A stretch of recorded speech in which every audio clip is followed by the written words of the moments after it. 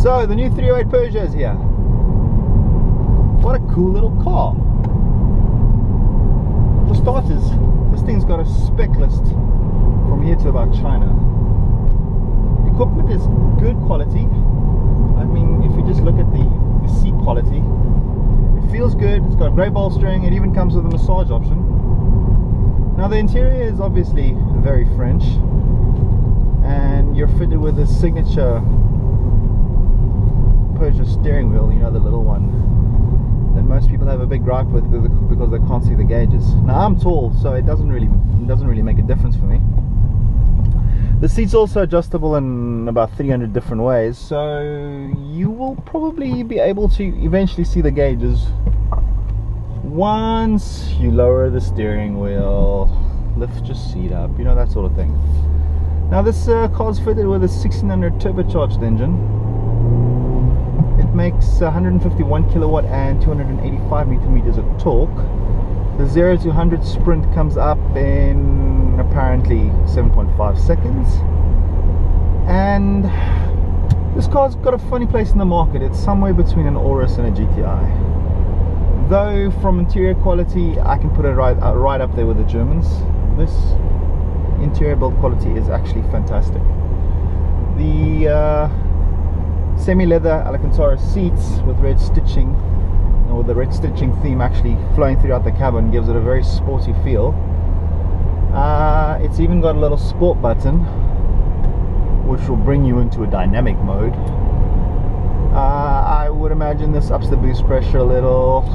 The steering does feel a little heavier, and of course the throttle response is a lot better.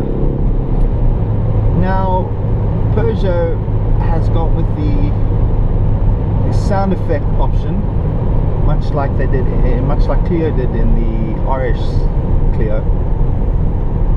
And what this does is it emits a racier sound through the speakers. Now, somehow, I don't know, I'm kind of lost with the sound they've gone with, because this sounds much more like an Audi R8 than a conventional 4-pot turbocharged car. Though it sounds cool, and I don't really mind.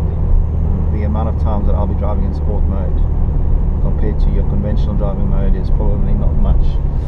So off with that. The cabin's got a big screen which controls mostly everything.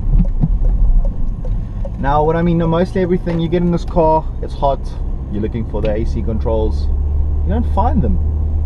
Why? Because they're in there. But once you figure it out where everything is, it's no biggie. You do find all the controls are fairly in reach, especially when you start navigating through the menus. This car's got a lot of options, a lot of settings. I haven't played with all of them, but like I said, there's a lot of them. This car also has a built-in browser if you want to browse the internet from the car. I'm not really into that sort of thing, but it's available. Now with the signature gauges, Peugeot has always been a little different. Obviously their RPM counter runs anti-clockwise compared to your average car, which is obviously clockwise. This is a little weird to get used to, but it's cool and it's different, and I salute them for going that route. Now consumption on this baby is actually pretty good. On average we've done about 7.5 liters to the 100 over about 400 k's, though on my economical drive of about 60 k's I did get it down to about 6 liters a 100. Now that's good. Take it, do it with what you want. It's pretty good. The exterior of the car is pretty sporty. You know, you look at the wheels, they're 18 inches.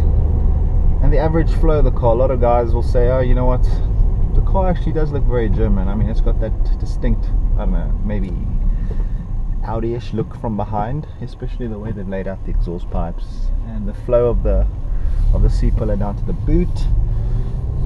But the car definitely has some key style elements to it, and though it looks sporty, it's also got a sense of good build quality, you know, especially from the outside. And this is a car you don't often see on the road, and that's probably mainly because the herd, you know, everybody is either buying a Toyota or a VW lately, and people are scared to be different. I don't understand why they want to not be unique. This is the perfect car if you're interested in a Golf 7, which is also a brilliant car, but this is just as good, if not better, in certain aspects. Now, this is obviously the top of the range GT.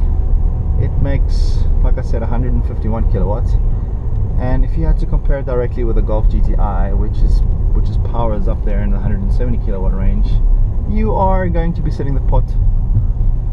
You're going to be missing the point completely.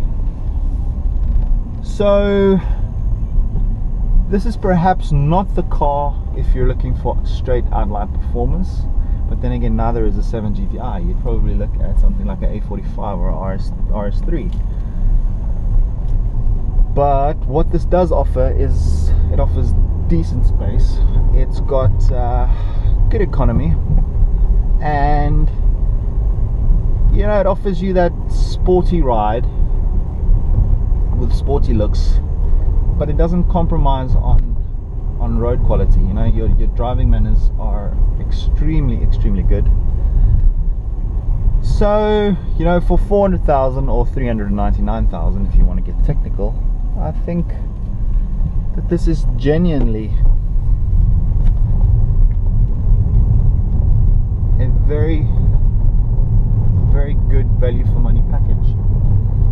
Now, there are talks of a GTI version coming in later. I know that they'll be having a GTI version in Europe. I'm just not sure if Peugeot will be bringing it into South Africa. Rumors of around 200 kilowatts, you know, the motor straight out of the RCR, and that'll be an interesting drive. I mean, that would probably be taking it full onto the Germans, and I think, you know, 199 kilowatt out of 1600 would be a lot of fun. Although Honda has done it with their Civic Type R. And speaking of Civic Type Rs, you know, a couple of years ago that was quite an iconic car with its 147 kilowatt coming out of a 2-liter engine. Now we have a 1600 making a 151 kilowatt, and people are frowning upon it, you know, saying it's not enough power. I don't know where we'll be in 10 years. But for now, this car is a very good alternative.